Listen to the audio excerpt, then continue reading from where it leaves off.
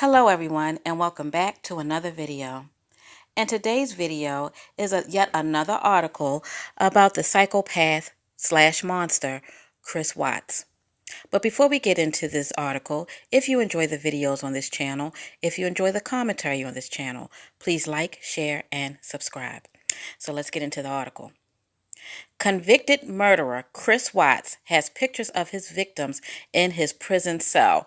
A petition wants to change that. And let me just point out, I like the title. I am so glad that they did not use the words family, loved ones, wife, children, because they were indeed victims. A petition demands the Wisconsin Department of Corrections remove photos that convicted murderer Chris Watts put up in his cell of his victims. And I think they have every right to demand that. If you murder someone or you commit a crime against someone, why would you have their pictures up in their cell?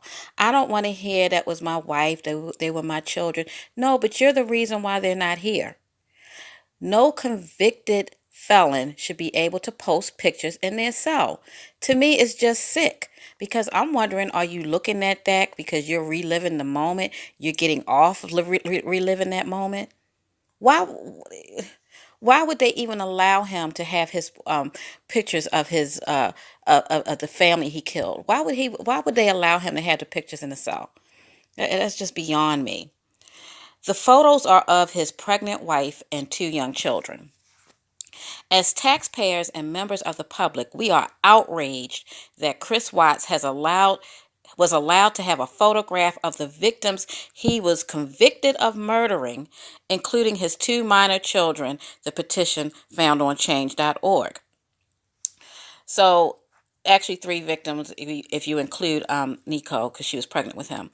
The petition found on change.org reads, allowing a murderer to keep a trophy of his victims goes against the purpose and mission statement of the Wisconsin Department of Corrections, which emphasizes public safety and victim advocacy.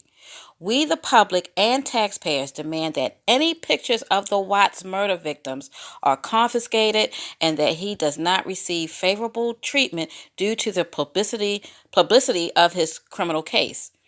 And you all, I do have a link to that change.org petition in the description box if you also want to sign it.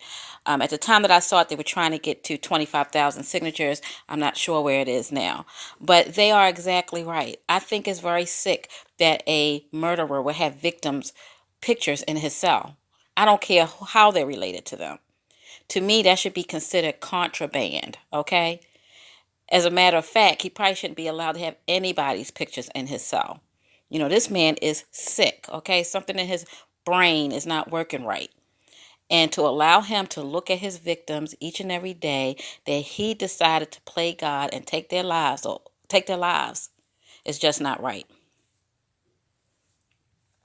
In August, Watts killed his wife, Shanann, 34, and their 2 children, Bella, 4, and Celeste, 3, before disposing of their bodies at a secluded oil field where he worked. He pleaded guilty to the killings last year and is serving 5 life sentences after prosecutors and Shanann Watts' family agreed to drop the possibility of the death penalty. And you all, I do have the actual interview that he gave when they went to the prison to see him on my channel. So I'll put those links in the description box also. It's like 2 parts. So they're very long, but you get to hear him. And I feel like he lied for a lot of the interview. So, you can draw your own conclusions. The revelations about the prison cell photos came after the Colorado Bureau of Investigations released notes from an interview its agent had conducted with Watts earlier this year. And like I said, I have the links to the interview in the description box. He has pictures of his wife and daughters in his prison cell, and he talks to them every morning and every night, reads the document in which Watts give a detailed account of the killings. Oh my gosh. That is so crazy. Now, maybe I didn't listen that far into the tapes to hear him say that, but that is enough to make you sick in the stomach. So every night and every morning, he's looking at the photos of the people that he killed and he's talking to them. What could he possibly be saying to them?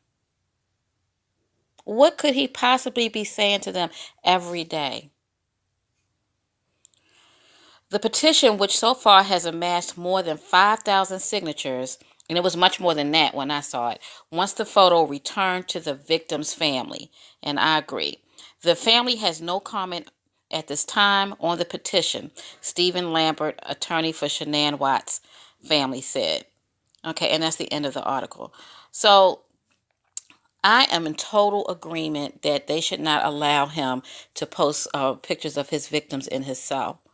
I don't think any felon should be allowed to have pictures of their victims posted in their cell. To me, I think it's sick. I think it's crazy. And I think they get some type of thrill off of it. You know, I have no, as shocking as that crime is and as shocking as people were that this particular man killed his family like that, I have no sympathy for him. And I don't feel that he should have any photos of his former wife and former children in his cell. That's just how I feel. And whoever allowed him to do that, they need to make sure they make some changes and check all those prisoner cells to make sure they're not posting pictures of their victims, because it's just not right.